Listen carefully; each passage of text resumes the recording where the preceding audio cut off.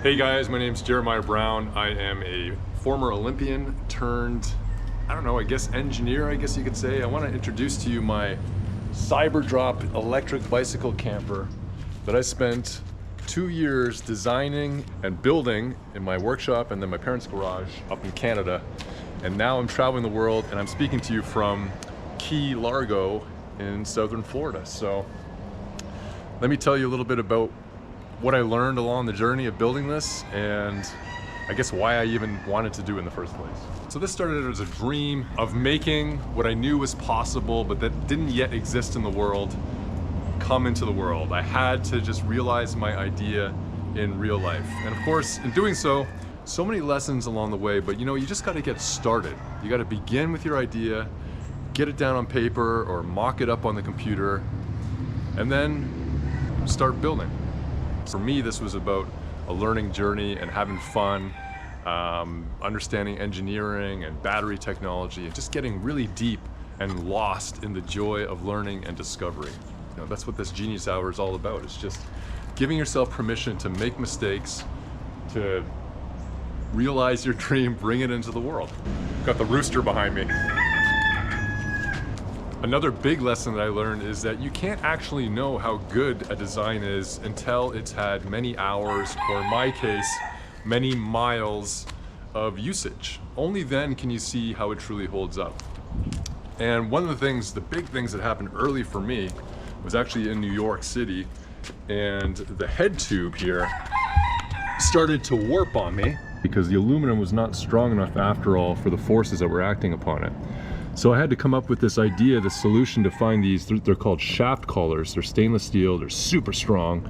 And I put one on each side, and then I used a retaining compound, I know this is kind of boring, but bear with me, to secure the headset, the top and bottom headset, into the head tube.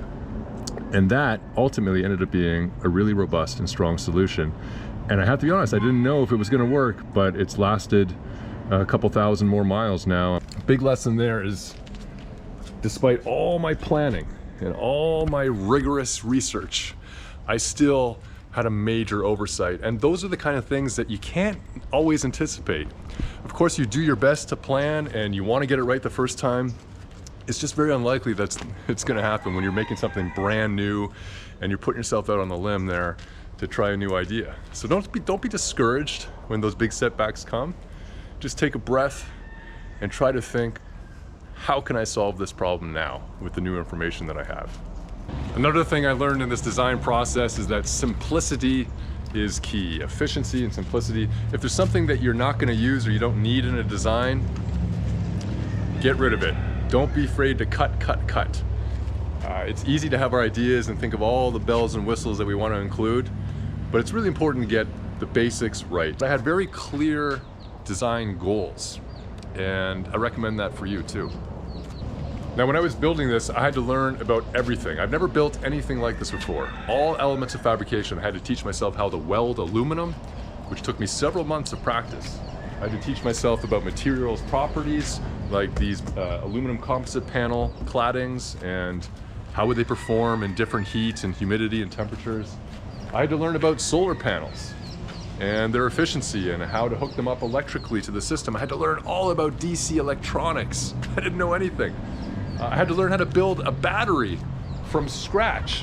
That blue under there, that's all one big battery. All these skills.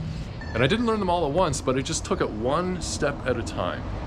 And that's why it's so important, I think, to have a big goal in your mind that is pulling you through the learning. It's so much easier to have fun and to learn when you know that it is in service of realizing your vision. And it's fun. It's fun to solve problems that you're excited about. And I should say I'm camping beside a Catholic church with their permission this morning. I just got up. So it's a little messy in here, but maybe I can show you. I've got my food box.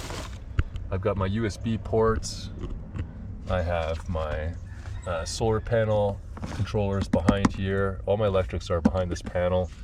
I've got USB power. I've got exterior lights, porch light outside. That's that guy. I have my chandelier, as I call it, which is just this single pot light.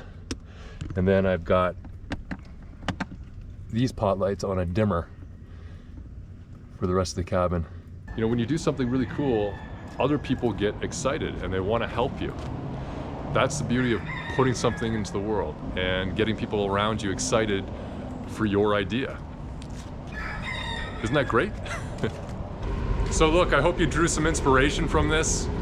I hope you're excited to pursue your own ideas. Think some more about what do you want to do? What do you want to make? Life is great. There's so much we can do. There's so much we can learn. I wish you the best of luck on your project. When you cross that final finish line and you have something that you've created, there's just no better feeling in the world that you can say, wow, I did it. I saw it through and it works, or maybe it doesn't, but at least I know where I'm going next. Good luck and happy building and creating.